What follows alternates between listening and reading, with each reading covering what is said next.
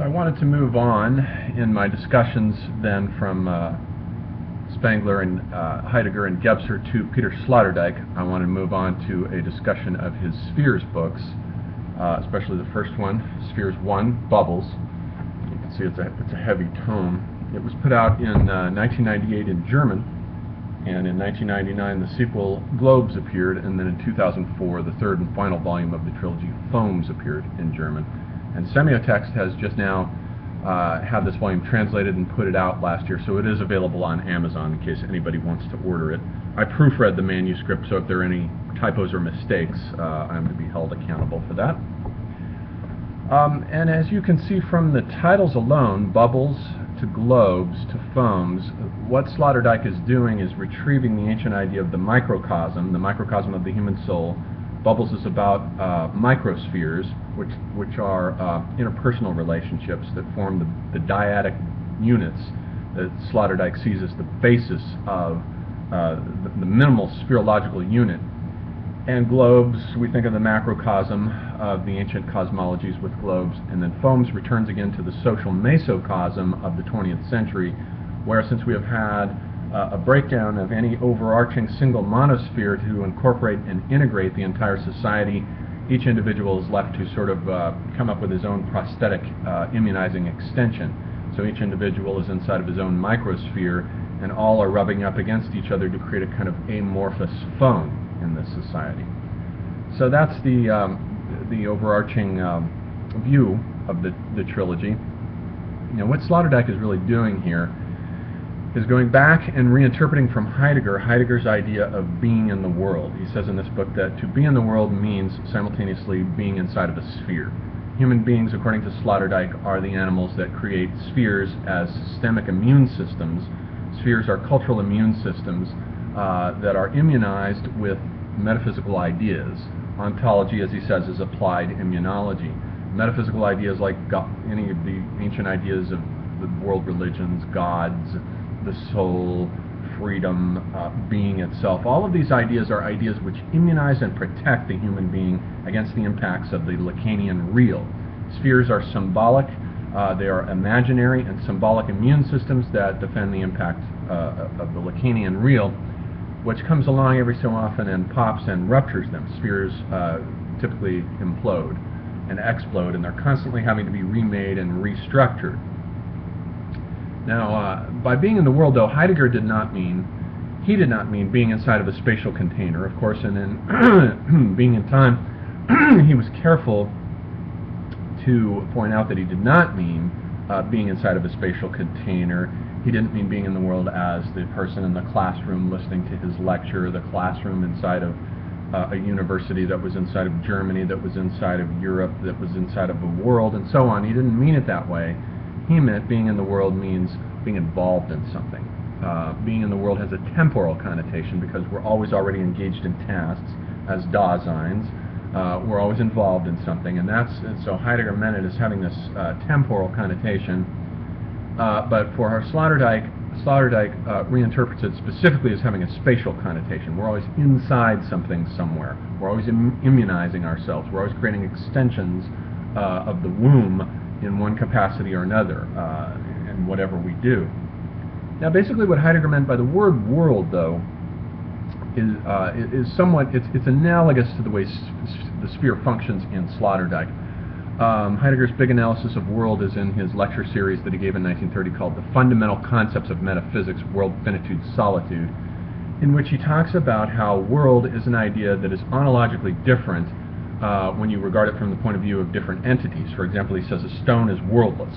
The stone is worldless because it doesn't have access to beings. The animal, by contrast, is poor in world, whereas by contrast with the human being is a world maker. The human being has the capacity to form and create and build worlds, and so there is a fundamental abyss of difference between the animal and the human being because the animal is poor in world. The animal's not really in a world. The animal's in an environment, in a milieu, in the sense in which the German biologist Jakob von Uexküll meant an Umwelt. The animal has a very narrow, constricted world, for example, and it doesn't have access to beings the way human beings do, beings as such. For example, Heidegger says that the lizard sitting on the rock does not know does not have access to the rock as a rock. It simply sees the rock as a place to sit. The blade of grass that the beetle crawls up doesn't see the blade of grass as an entity unto itself, but as simply a beetle pathway on the way to more nourishment.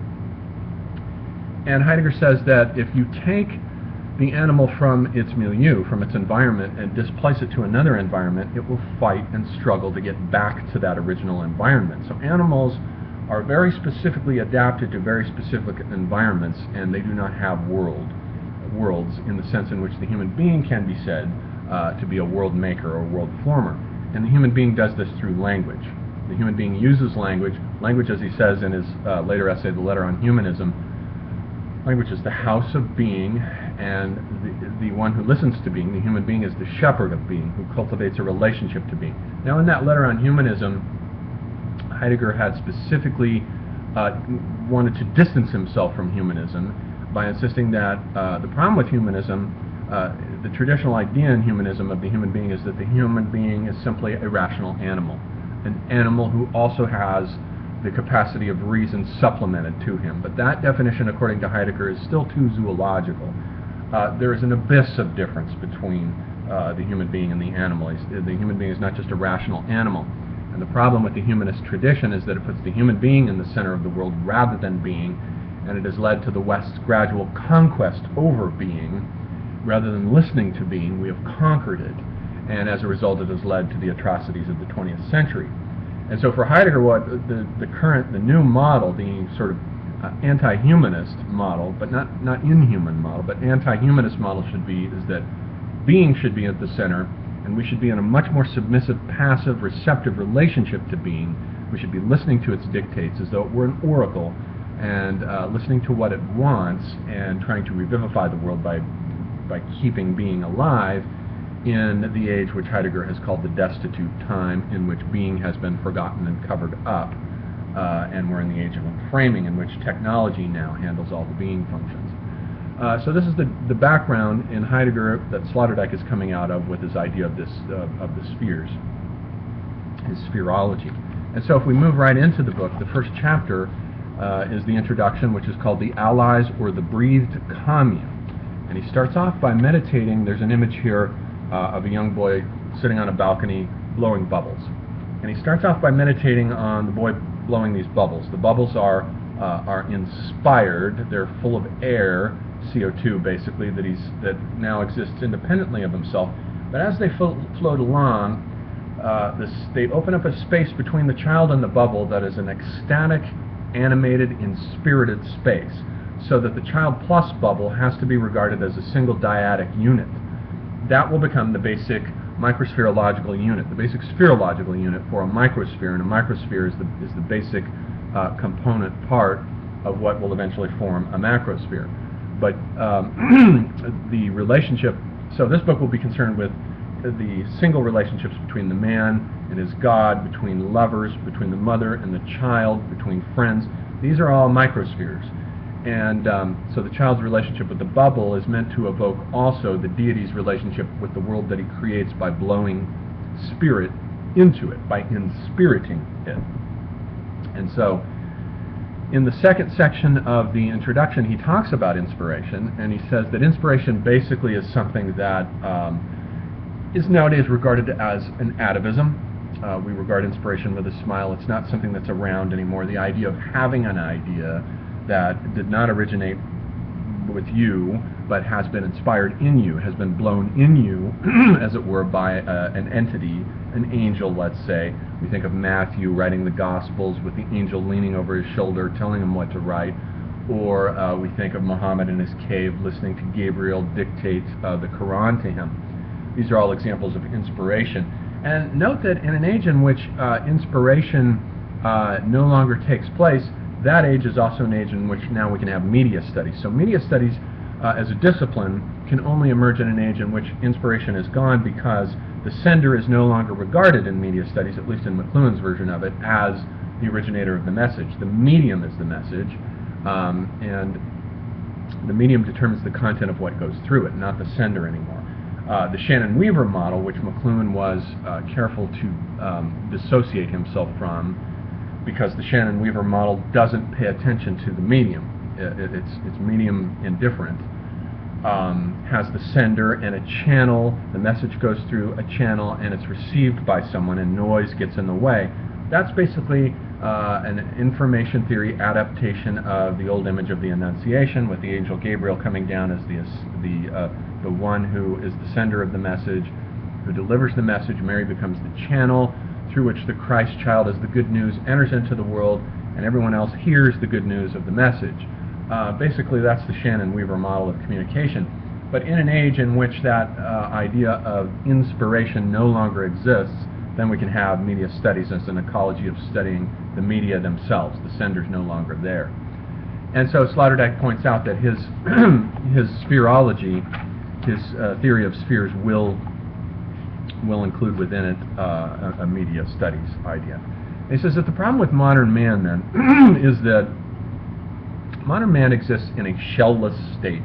Ever since Copernicus, the sky no longer functions as an immune system. Prior to that, it functioned as an immune system, and indeed, there are medieval paintings. If you look at the painting by Fouquet from 1452 that's called The Holy Spirit Driving Away the Demons, you see the sky as a blue dome with the hand of God punching down through it, chasing away all of these demons. And so you can clearly see that the sky, in an enclosed sense, providing a sense of safety and warmth and security and reassurance to the human being during the Middle Ages, was indeed immunological. And we recall, for example, that in Dante's distress is actually heard by the beings up in the spheres. Beatrice knows that he's depressed, hears his cry of distress, and sends Virgil down to rescue him. So in that age, the human being is watched over by the gods, and the gods are interested in his welfare, and they come down to his aid.